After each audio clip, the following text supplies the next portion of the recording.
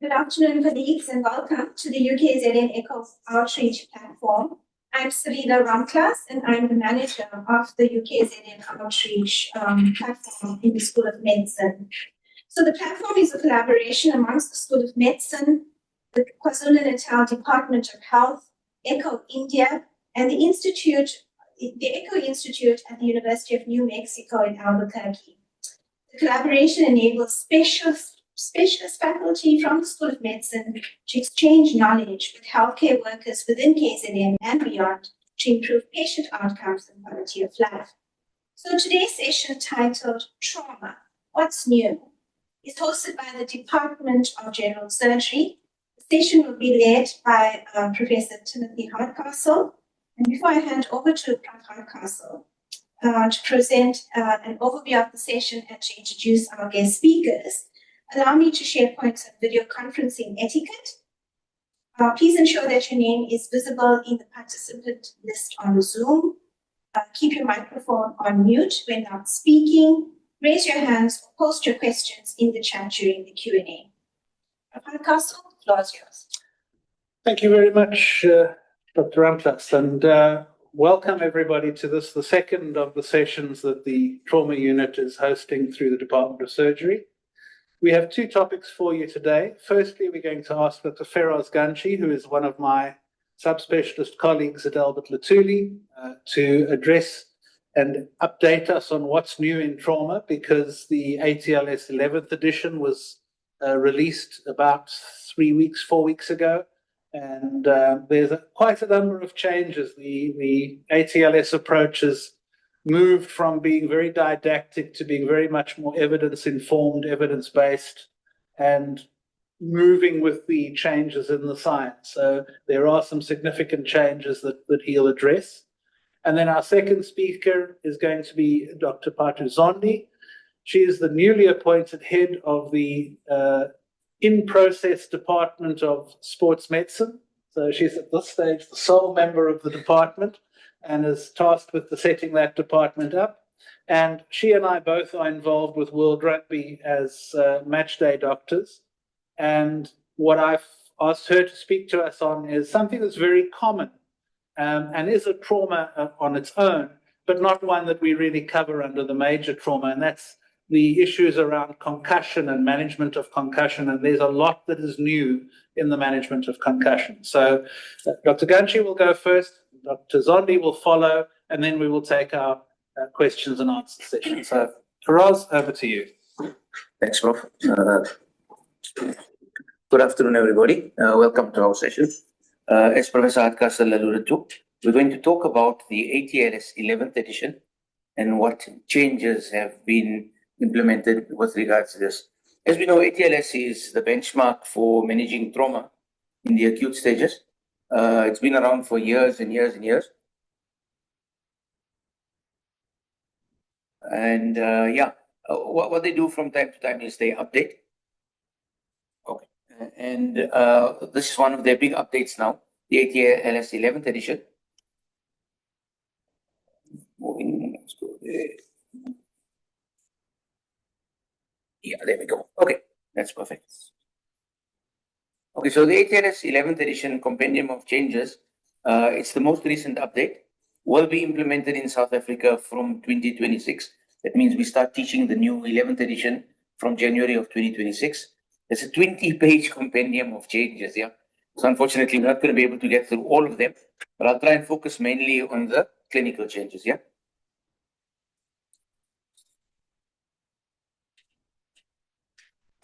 Okay, guys. Okay, so the modification of the ATLS mnemonic, which was previously ABCDE, which is known worldwide, has now changed to XABCDE, and that's the most fundamental change, yeah. So what it really entails is that during the primary survey, it adds an evaluation and management of exsanguinating external hemorrhage. And that's what the X stands for, exsanguinating external hemorrhage. And it's the first part in that mnemonic. So the XABCDE, and that's what the X stands for. Please note that it doesn't in any way diminish the importance of airway assessment nor a full assessment of circulation. So it's a quick evaluation for massive external blood loss. If that is present, then it needs to be controlled immediately. So if it's compressible, you compress it. And if not, then the application of a tourniquet has been spoken about, yeah? Remember that it can be done simultaneously. So that means you are assessing for exsanguinating external hemorrhage, can be done simultaneously while others are proceeding towards the initial airway assessment.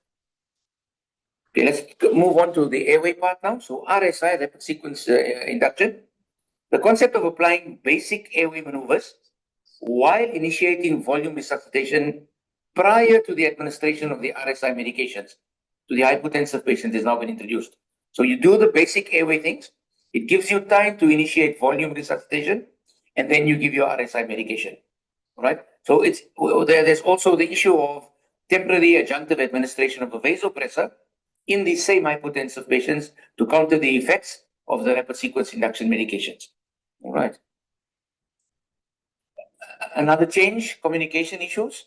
So it's now the SXABCDE bar acronym, where B, A, and R stand for each thing, and we'll unpack them quickly as we go through. B is for background, where you're talking about whether or not there's an ample history, what fluid or blood has been administered, what medication has been administered, what imaging has been done, if there's any reductions that have been done, and if so, what splints have been put on. With regards to the assessment, you talk about currently the physiology of the patient, if any interventions have been done, what response the patient has given, and what likely injuries the patient has. And the recommendations talk about transport modes and interventions. In addition to the communication of the XABCDE bar, a process for communicating serious news in the acute trauma setting is also introduced. Quite a big topic which will need time on its own to discuss here. With regards injury prevention, the three E's have been alluded to. The first one being education. What opportunities for education may impact on reducing injury? Then engineering on an environment. How could altering the physical environment reduce injury? And then with regards to enforcement, how could changes in legislation reduce injury? So you can see all of them are leading towards reduction of injury, and it's education, engineering, and enforcement. Yeah. Okay, then we're going on to airway again. Previously, we used to use airway assessment systems like the Lemon system, Melampeti, Makocha systems. And what they talk about now is that they're saying that every trauma situation should be considered potentially difficult. Okay, so these various systems, they're either impossible to perform, have not been validated in trauma patients. The issue of jaw thrust being preferred is there, and there's no longer the chin lift. Yeah. Lots of emphasis has been placed on pre and post intubation checklists. We'll go through them just now, and they're valuable in improving care so that you don't miss anything. Yeah.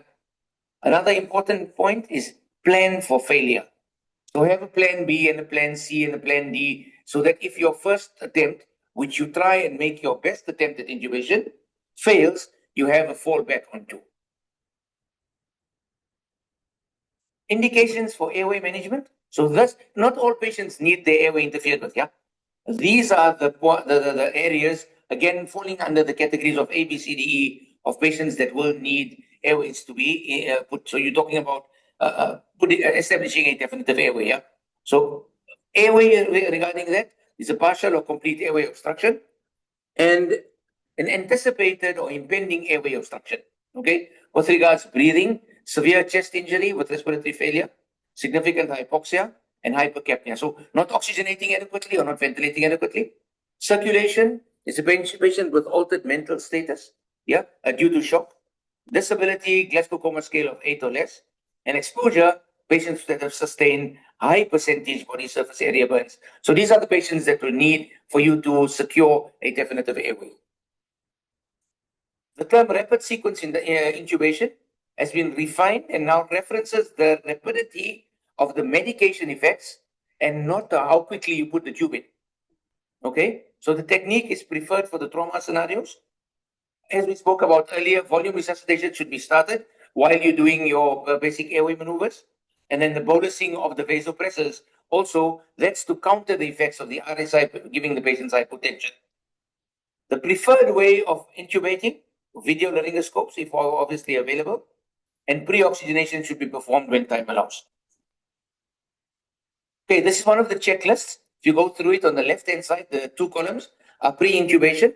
So there's optimization, there's patient issues, positioning, what monitoring, what equipment, what drugs, what you're going to, with regards to your team.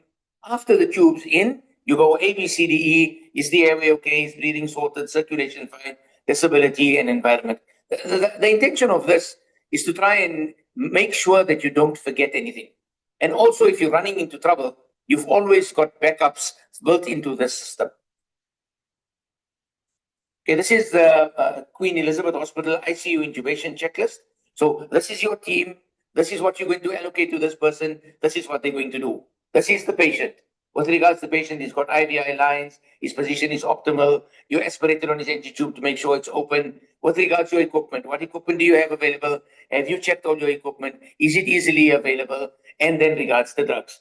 Your induction drugs, your paralytics, your vasopressors, all of that, yeah? Okay, this is quite a busy slide. I've put it in just for information purposes. These go through the information regarding the drugs. So you can see they've been put into three different categories. The one is the sedatives, the other is the paralytics, and the other ones are at the bottom, as you can see. So we've got dosages there, and we've got some comments on the side regarding when and when not to use them, yeah? Okay, then this is an algorithm as to how to go through with regards the rapid sequence intubation. It starts on the left-hand side with preparation. And if you get the tube in, very good. Yeah. And if you don't get the tube in, where do you go to? So if you get the tube in, it's success. And then you go to your post-intubation checklist. And if you don't get the tube in, now we move on to the other side where you got the rescue airway. See and notice carefully that a laryngeal mask is now an acceptable way of getting an airway in. We know previously that the laryngeal mask has been knocked off because it doesn't give you a definitive airway, but you'd rather oxygenate and ventilate than not, and therefore the laryngeal mask has now come into favor. Again, if you don't get that in, you must be ready for a surgical airway. All right. Breathing and ventilation, again, a busy slide, but the point of this slide is examine, examine, examine. If you check the patient's, it's inspect, palpate, percuss, and auscultate, yeah? And if you go through all of that, and if you look at the variables on the left-hand side, by going through all of those variables, more than 90 to 95% of your diagnoses are going to be made on your examination findings. There's no need for special investigations. So with regards to breathing and ventilation, examine, examine, examine, inspect, palpate, percuss, auscultate. All right. An important change that's come through, well, it's not brand new. It was mentioned in the 10th edition, where you can decompress in the same place that you're going to insert your intercostal drain. Okay, so the axillary site for the emergency needle thoracostomy, that's for decompressing a tension pneumothorax. Another change, the classification of non-hemorrhagic shock has been put into three categories: obstructive, which is the tension pneumo and cardiac tamponade; cardiac, which is blood cardiac injury and myocardial infarction; and distributive, which is neurogenic, septic, or anaphylactic. Which is the resuscitation infusion of choice? It's blood and blood products. What have you lost? You've lost blood. What do you give back? You give back blood. Okay? We use lactate levels to monitor the progress of your resuscitation. Important, all right? Okay, previously we used to talk about grade 1s to grade 4 of shock using milliliters of blood loss. This has changed somewhat to minor, moderate, and major. And it goes through the signs, the clinical signs, and how they evolve from the minor to the moderate to the major hemorrhagic severity. Okay, it hasn't changed much. It's just a bit of nomenclature that's changed quite a bit. All right. Okay. Clinical abnormalities in shock and the signs of improved perfusion. So what do they have in the central nervous system when they're shocked? When you're resuscitating, how do you know that their perfusion is improving? All right. Same thing with skin, the same thing with renal, and the same thing with hemodynamics. So it's a nice table to go through. Yes, the patient is in shock. I'm saying this because these are the CNS effects he's got. I have resuscitated, and this is how I know that he's got improved perfusion going through those four systems. What are the reasons for non-response to resuscitation? The most important one is continuing hemorrhage. Okay. The next one is inadequate resuscitation. And the third one is non-hemorrhagic shock. as we mentioned earlier in the slide. Okay, so you go through each of these and you see, have I looked adequately? Have I looked for the bleeding? Have I stopped the bleeding? Have I adequately resuscitated this patient? Has this patient got one of the non-hemorrhagic causes of shock? Okay, the issue of tranexamic acid has been mentioned. The administration of tranexamic acid in major hemorrhagic shock has been proven to be beneficial. The new recommendations are it's a 2-gram bolus within 3 hours of injury, and it's safe to give without any significant embolic risk. Okay, the change is the dosage, but it's now documented that it's safe to give as long as it's within 3 hours of injury and there's no risk of, not no risk, but there's not a significant embolic risk. Okay. This is just a new picture to show you with regards bleeding. It's usually floor and 4 more, and the 4 more are here: the chest, the abdomen, the pelvis, and the retroperitoneum. And the other one is your long bones. That's what is shown here is the femur, is the humerus, and is a scalp laceration. So these can be responsible for the 4 and the floor more. Okay. Okay. Then moving on to the D of the ABCDE. There's blood pressure goals that have been recommended for traumatic brain injury and spinal cord injury. Adults, you want a systolic blood pressure of 100 millimeters of mercury for traumatic brain injury, and a mean arterial pressure of 90 millimeters of mercury for spinal cord injury. Noted is that a combined effect of hypotension and hypoxia increases the risk of death by 2-fold in traumatic brain injury. This one summarizes it quite nicely, bringing in ages in. So what your targets are for a traumatic brain injury and what your targets are for spinal cord injury. Okay, a new concept is the concept of neuro worsening. Definition of that being rapid deterioration of neurological status that warrants emergent evaluation. How do you diagnose it clinically? It's a spontaneous decrease in the Glasgow-Coma scale, especially motor score, a new decrease in pupillary reactivity, pupillary asymmetry, bilaterally dilated pupils, new focal motor deficit, and Cushing's triad. Okay, how do you manage it? It's intubation and controlled ventilation, height of the bed between 30 and 45 degrees, maintaining neutral spinal position, loosen the cervical collar if it's too tight, transient hyperventilation. You want to get that PaCO2 down to between 30 and 35 millimeters of mercury, optimize analgesia and sedation, and intravenous bolus of hypoosmolar agent, and normothermia. Let's move on to thermal injuries. Fluid resuscitation for major burns, that's greater than 20% of total body surface area, prior to final calculation of the total body surface area. So it's 500 mils per hour for a person over the age of 13, 250 mils per hour for ages between 6 and 12, and 125 mils per hour for ages less than 5. This is before you've calculated the total body surface area percentage. The next slide talks about your maintenance thereafter. Yeah, and it's worked out as you can see the adults, the children, the infants, that's 2, 3, and 3 mils per kg per total body surface area, and divided by 16, all right? Aiming for a target urine output. So your target urine output is 0.5 in the adults, and then 1 in the children and the infants. Remembering with electrical injuries, the difference being it's 4 mils of lactated ringers per total body surface area times kilo, and your target urine output is 1 to 1.5 mils per kg per hour until your urine is clear of any pigment. Okay, burns again, this is exactly what we spoke about. It's just summarizing what was on that slide. And that's me done. Any questions? Or we leave the questions for later? Yes, Doctor. Thank you very much. There we go. Thank you, Faraz. That was a very rapid overview of the important changes that are coming in with trauma resuscitation.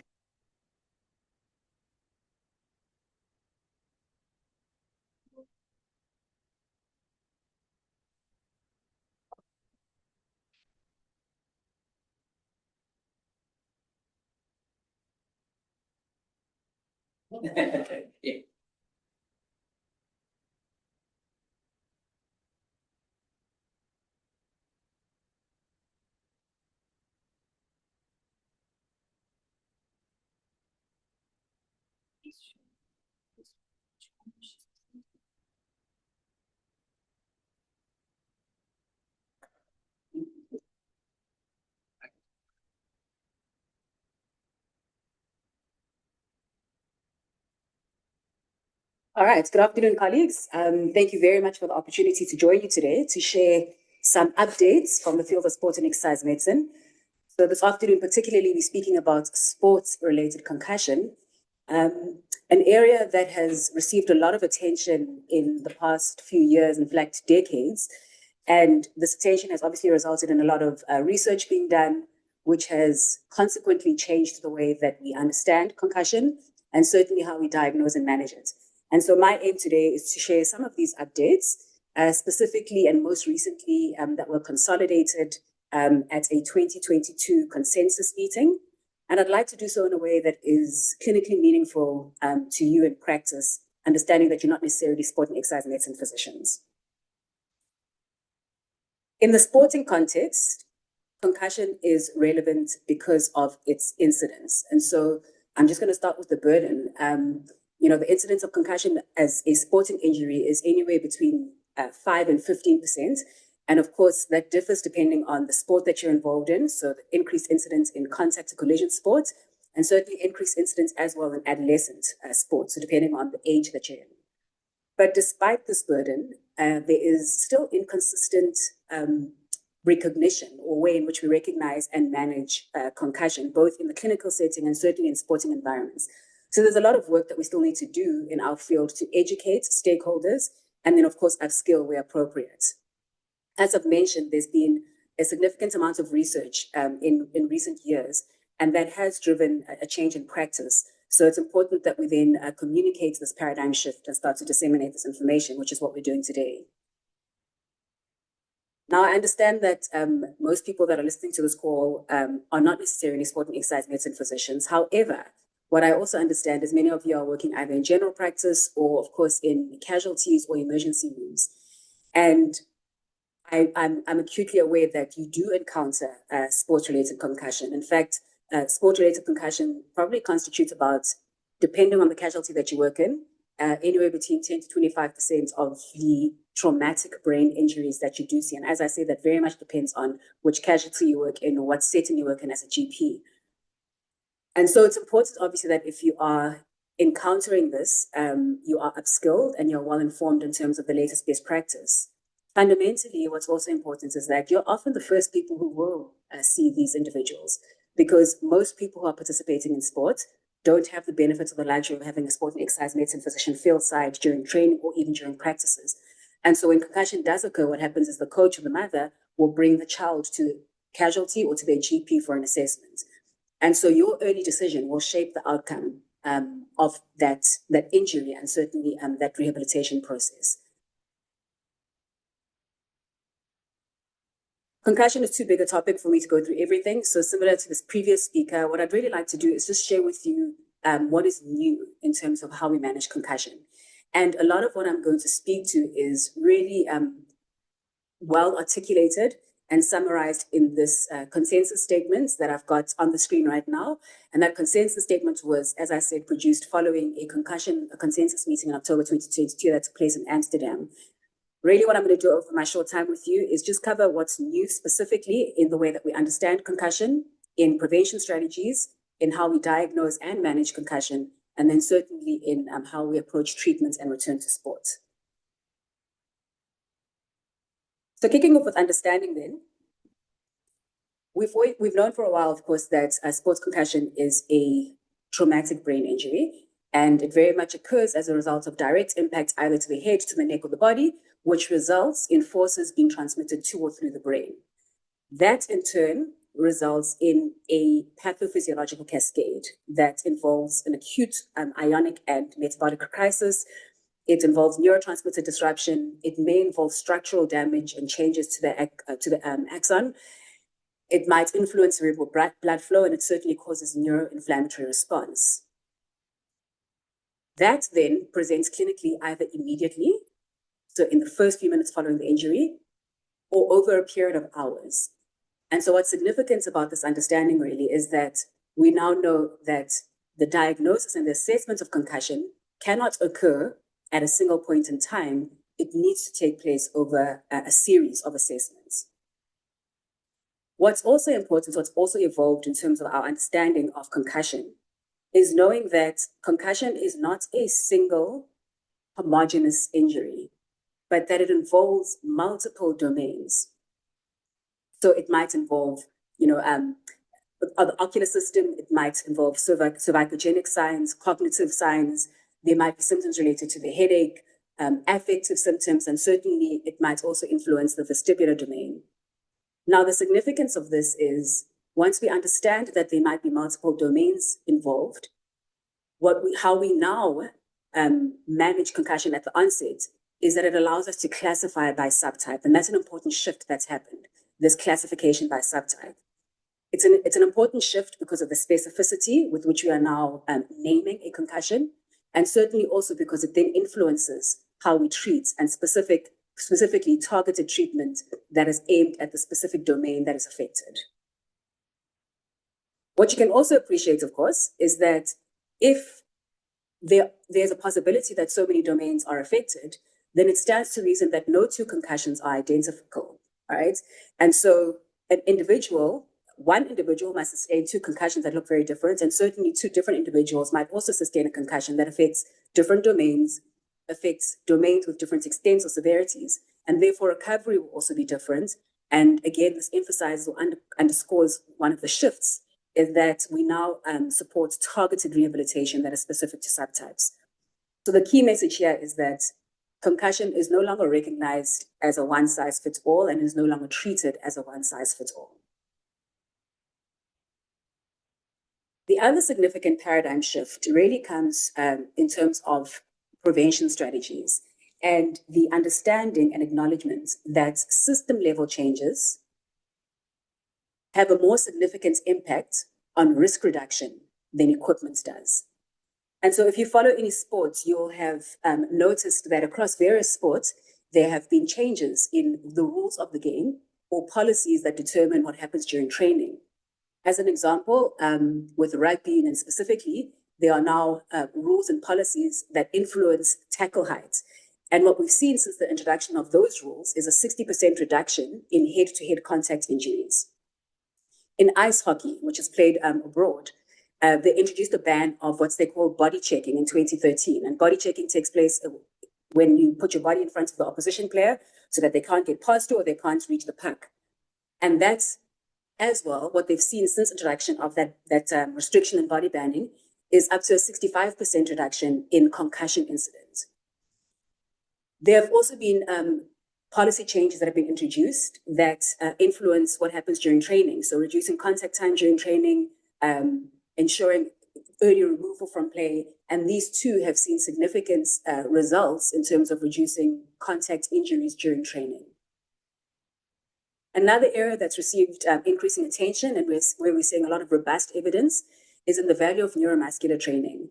Now, we've always understood and appreciated the importance of neuromuscular training when it comes to, for example, lower limb injuries and its efficacy in reducing injuries there. What we're also seeing now is neuromuscular training that improves neck control and cervical control, specifically strength and proprioception, is also effective in reducing the rate of concussion in rugby. And these results right now are limited to rugby union, but research is obviously ongoing across other sporting codes. Where there's little less evidence, interestingly, is around protective equipment. And of course, in decades past, this is where we placed all of our attention. So again, this is a significant shift. So there is some evidence in ice hockey specifically around mouth guards showing a efficacy in reducing the incidence of concussion. And therefore, the recommendation that mouth guards be worn specifically at youth level and of course at every age group as well. What we do know for sure, though, is that helmets themselves, there's no evidence that helmets reduce concussion or reduce injury risk. And in fact, what helmets do very effectively is prevent superficial injuries like cauliflower ear and other lacerations, but really do nothing in terms of reducing risk of concussion. And so the bottom line here is that equipment alone is not efficient and actually system level changes are important. Where there has been really interesting development is around instruments and mouth guards or mouth guards. In South Africa, we'll recognize this in rugby, but certainly there's a use case across various sports.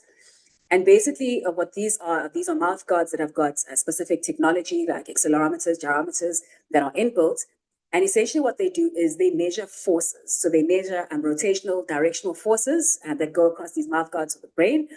They are able to quantify these forces. They are able to measure impact frequency and intensity, and also provide real-time alerts to medics if that impact is beyond a certain threshold.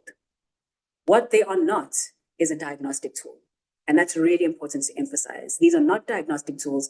They do not replace the medical doctor and medical evaluation, and they do not make return to play decisions.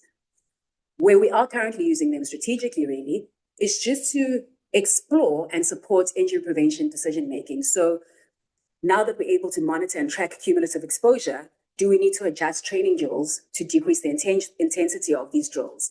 Do we need to modify contact load exposure? Are there specific positions that are at higher risk for concussion or concussive type, subconcussive episodes? And that's why we're currently using them, to better understand the risk profile and perhaps in preventative rather than diagnostic. Really important message here. Moving on then to diagnosis. What I want to emphasize here is that foundationally, the cornerstone and the key and the pillar of diagnosis is recognize and remove. So this is really still foundational, which really means that if you happen to be fieldside, and this could be as a parent or a medic that's working fieldside, and you recognize any of the red flags of concussion, or you suspect concussion, specifically in youth, you remove the player immediately. It's not negotiable. Furthermore, there is no same-day return to play, ever, all right? And I just want to emphasize that I would stop there now if that would make the difference and would make Prof. Tim happy, but I need to do a little bit more than that. So what the 2022 consensus meeting did was just expand a little bit and refine how we diagnose firsthand. So the visible signs and red flags that I'm speaking about, that would give you this flag to remove a player, as well as, of course, underscore the importance of serial assessments. These are the two tools that are very important for you to know. So if you're working as a GP and you encounter concussion, sports-related concussion often, if you're working in a casualty and emergency room, I'm really going to encourage and urge you to please go and download these freely accessible tools. The SCAT-6 specifically is the sports concussion assessment tool. It's now in its 6th iteration, and this is used in the acute phase, so usually up to, most effective, really up to 72 hours post-injury. It will walk you through the assessment of these various domains that we've spoken about and enable you to do an accurate and a detailed diagnosis, as I said, across these different domains. The SCOAT-2 is what we call the sports is short for Sports Concussion Assessment Tool, and that's really used after 72 hours. It's usually used as a follow-up tool. This is probably the biggest advancement post-2022 because this did not exist before 2022. We used to use the SCAT as a follow-up tool. So to summarize, basically the changes in sort of modern diagnosis and what you need to have in your arsenal if you're engaging and you're encountering and managing athletes or individuals with sports-related concussion, you need to have a SCAT-6, so make sure yours is updated, you're not using 5. You need to have a SCOAT, sorry, that 6 is not supposed to be there. You need to have a SCOAT, and you need to ensure that you're doing serial assessments. You're not just assessing once off and then telling the person to go away. I won't go into these details, I think in the interest of time, but really, this is just to draw your attention to some of the key updates that have been made to the SCAT-5, now that we've got the SCAT-6. And so, for instance, we test across different domains like memory. We used to have 5 words, now we have 10 words. There are different ways in which we test cognitive function. Now we've just sharpened and refined how we run the test across the different domains so that we're more specific, and as I said, so that we can get more detailed information at the onset. Also very important to emphasize, just while I'm on the slide, is that the SCAT is really only used for individuals over the age of 13. And so we now have age-specific child SCATs that are used for children between the ages of 6 and 12. And so if you've got children, really important to use the appropriate tool. As I said, one of the major advances really is the SCOAT, so this Sports Concussion Office Assessment Tool. A big advancement because it didn't exist before 2022. And so we just used to everyone used to figure out their own way of reassessing a patient or an athlete with a sports concussion. And so what we now have is a really robust and structured tool that guides you to different assessments for the different domains that might be affected. So again, just to emphasize, SCAT-6, SCOAT, and serial assessment really form the crux of modern-day sports-related concussion diagnosis. Lastly, I'd just like to talk about the changes or some of the updates in terms of treatment and rehabilitation. And again, I'm going to keep it light, really, and just speak about what's new and not go into the whole treatment protocol. Very importantly, if you are one of those clinicians, and we were all one of them at some point, who used to say, you've got a concussion, you need to go and put yourself in a dark room, make sure that you limit the amount of noise and stimulation that there is, that era is over. So this is no longer the advice that we're giving people. Strict rest is out. Early sub-threshold aerobic exercise is in. And as I've said, and I'm going to say again, targeted subtype-based rehabilitation. So this is the cornerstone of treatment. Okay. And so when we say strict rest is out, usually we want people to start moving within 24 to 24 hours. When I say that, I mean light activities of sort of daily living. So very soon on. We still want to reduce screen time for the first 48 hours. But really what I'm saying is, yeah, we're no longer encouraging people to complete isolation, to go and sit in a dark room. Now we're saying, when you're able to get up and about and move, make your own breakfast and do whatever you need to do in terms of daily living, you must go ahead and do that. Importantly also, and this is a big paradigm shift, right, is this concept of sub-threshold exercise. Because again, the old guidelines used to say you do not start exercise or any activity until you're completely symptom-free. We are now no longer saying that. There is compelling evidence that introducing sub-threshold exercise within 2 to 10 days post-injury actually improves recovery and reduces the risk of persistent symptoms. And so measured over a period of time, that return to play actually has been measured as being reduced by up to about 4 days if we introduce sub-threshold exercise early. I've mentioned targeted subtype-based rehabilitation. Again, this was one of the big shifts post-2022 is that we now recognize the different domains. And what's been really exciting really is the scope of rehab that we're now able to introduce now that we've recognized the different subtypes and we're able to work with multidisciplinary teams who are able to address the ailments in the different domains. And so again, obviously there might be a place for cervical vestibular therapy where those people are complaining of neck pain or dizziness. There may be room for oculomotor rehabilitation where you've got conversions or tracking issues. And I won't go through all of them, but there are quite clear indications. If you've done an appropriate assessment, and this is why your assessment tools are very important, that would then guide you to the specialists who are able to assist you with these various different rehabilitation strategies. I do want to mention persistent symptoms because this is another update. So in 10% of individuals who sustain a sports-related concussion, they may experience symptoms beyond 4 weeks.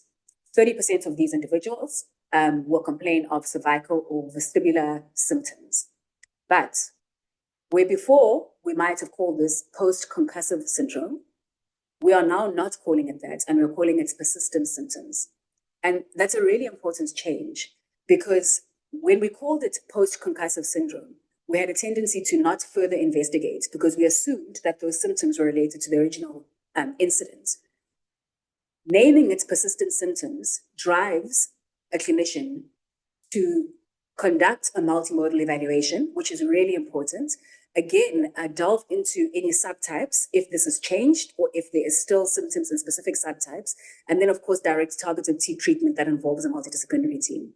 Really important, obviously, here that just because a person's had concussion and they're now presenting with symptoms like, for instance, headache or anything else, don't just assume it's concussion. It's important to rule out any alternative diagnoses. I won't go into detail with return to play because many of you aren't necessarily the clinicians who would be overseeing return to play. And return to play really just refers to how we then reintroduce an athlete or an individual to their previous level of play or to activity and sporting code. But really in a snapshot, there are changes. And the most significant change here is that we actually start this process a lot sooner than we did in the past.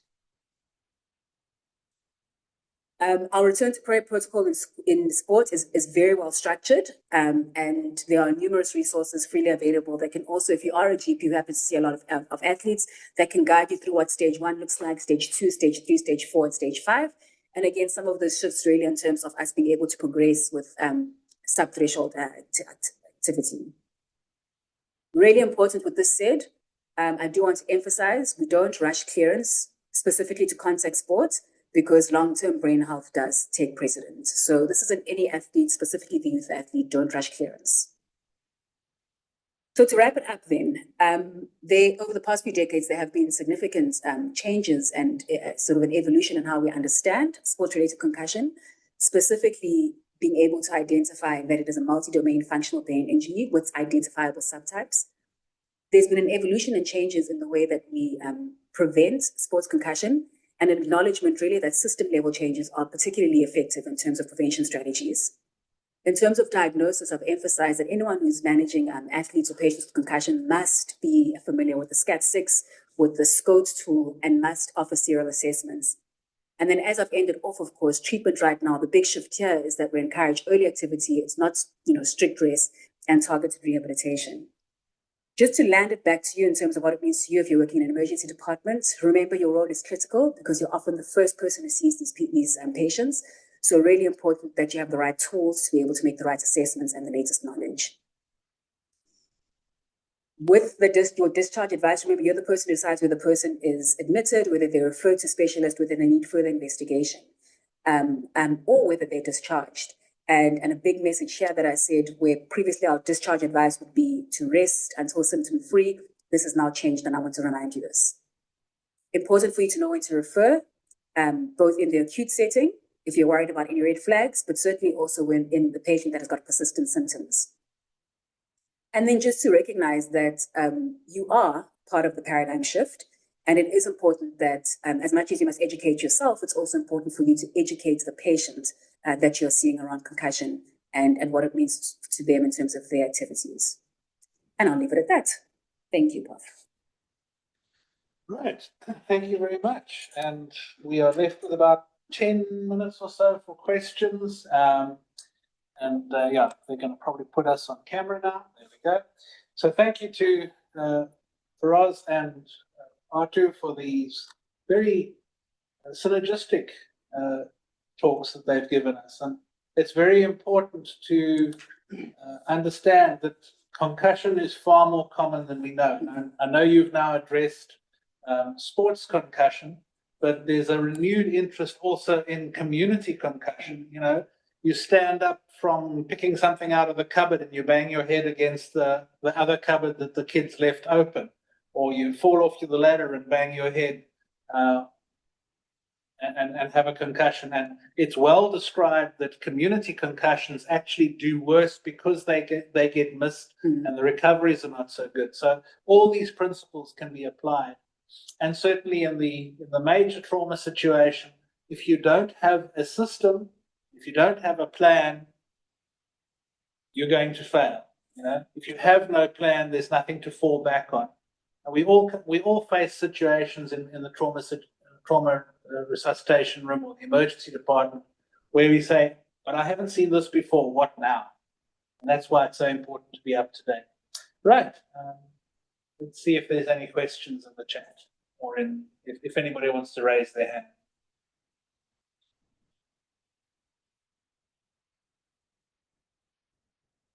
Can I make a comment? You're welcome. Yeah, perhaps while we're waiting for any questions or comments, I do just want to reiterate what you said around community concussions and how we can use the principles of management from a sports setting to community concussions. And in fact, some of the work that I'm very interested in doing is exploring what we can extrapolate and how we can apply some of the principles, right? Sports concussions have been very well researched, community concussions less so, but we know that some of the pathophysiology is similar, firstly, and certainly, therefore, some of the clinical manifestations would be similar. Therefore, how we manage it, we might benefit from sports. So I think that's a really, really important point to make. I recently gave a talk around preparation, so to the previous talk. And as you said, the important thing around these protocols and these algorithms, there's a reason that we do them in ATLS and ACLS and certainly in sports medicine as well. Because the reality is that in crisis, you don't rise to the occasion. You fall to your level of preparation. And that's the importance of knowing the protocols, practicing them, and repeatedly revisiting them. Absolutely. Very valid point. Just another comment for school children. The minimum time to recovery from and sort of some of the adolescents that are school rugby players, the minimum time for recovery before they may play a game again is now set at 21 days. And that's also not negotiable. Very important. So the coaches, the parents, and the fellow team members, particularly in school teams, often try and push to allow the people to play earlier. The long-term effects on brain health are significant.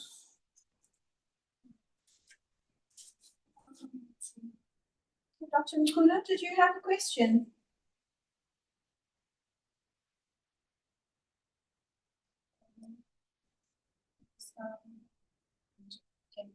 Right, there aren't any questions just yet, but maybe I can ask Dr. Ganshi, the ATLS, the update. So how easily is it accessible is it to like district level hospitals? How can the practitioners at that level access this So information? whatever the ATLS course that's offered and incorporated in the course that's offered. I will do updates. So as you do the course, you keep updating the ATLS, you get used to the updates. So in the manual that you get given before you do the course, you also get given the new updates. Also, when you talk to ATLS, new updates are especially And it's a renewable course every 4 years, it should be updated. Okay. But the similar changes have been incorporated across the other trauma courses. So for nurses and paramedics, there are 2 courses called ITLS, International Trauma Life Support, and Pre-Hospital Trauma Life Support, which is not routinely taught in South Africa, but ITLS is, and that is very liberally available across the country. And the same principles have been updated across those courses because they're all in alignment internationally. Right. Any questions from the audience? We have the expert panel with us. Let's take this advantage. And you can just unmute and ask a question. It's such a valuable discussion today, all of these updates. Dr. Ganshi, do you have any comments, maybe? Tim? Yeah, so Dr. Ganshi mentioned the prevention aspects. So our topic next week for the next ECHO session, which will be on the Tuesday, the 9th, is we're going to look at holiday injury prevention and in preparation for the festive season. So I'm going to be addressing those E's that he referred to in the prevention strategy, looking at particularly in the light of what happens and what people are exposed to here in KwaZulu-Natal. And possibly linking to this session as well as the previous session on snakebite, because we are going into our summer season when, again, the snake bites are at risk.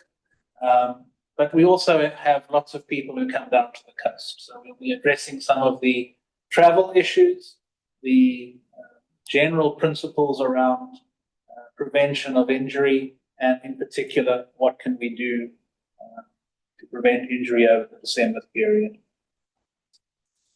All right, if there aren't any further questions or comments, and I don't see any in the chat, I'd just like to take this opportunity to say thank you to Professor Tim Hardcastle for conceptualizing the session, actually, and leading it. And thank you very much, Dr. Ganshi and Dr. Zondi for their presentations. Also, a big thank you to ECHO India for supporting us from a technical point of view, as well as the College of Health Sciences IMT support team, and the School of Medicine Administration for their support in disseminating the information around these sessions. We're not forgetting here is very important is Prof. Glover, who actually facilitated this ECHO platform for the specific purpose of medical outreach. We'd like to say thank you to her as well. And with that, as you just heard, Prof. Hardcastle was indicating that our next session is going to be on trauma prevention ahead of the festive season, scheduled for the 9th of December, next week, Tuesday at 2:30, same time, same place. So we'll see you then. Please look out for our adverts, register to join the session. So thank you, team, and goodbye now.